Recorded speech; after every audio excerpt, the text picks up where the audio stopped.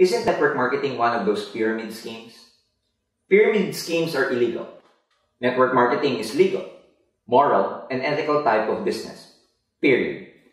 The only thing that could come close for it to be similar is the shape or the structure of the organization. It resembles that of a pyramid. Other than that, pyramid and network marketing are not the same. They are two worlds apart, different.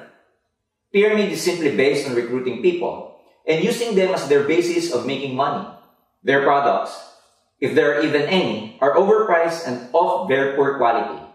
In pyramid schemes, the moment you stop recruiting people, you stop making money. The only people who earn are the people who joined in first. In short, pyramid schemes solely use money or people as their means of earning. There are a lot of people who are arrested of putting up illegal pyramids. Network marketing, on the other hand, is used to create an organization of people who uses, retails, and promote the efficacy of the company's product lines.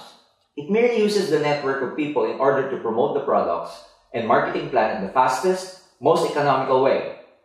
It applies the old-style word-of-mouth advertising instead of displaying the products at the mall or paying huge amounts of money for commercial ads and the like.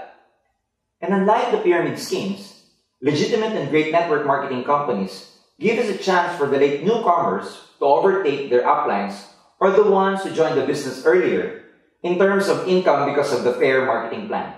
In short, network marketing is a product-based industry and has been a powerful business model for more than 6 years now. In the Philippines, if you are a marketing student of its top universities, network marketing is being offered as an elective course.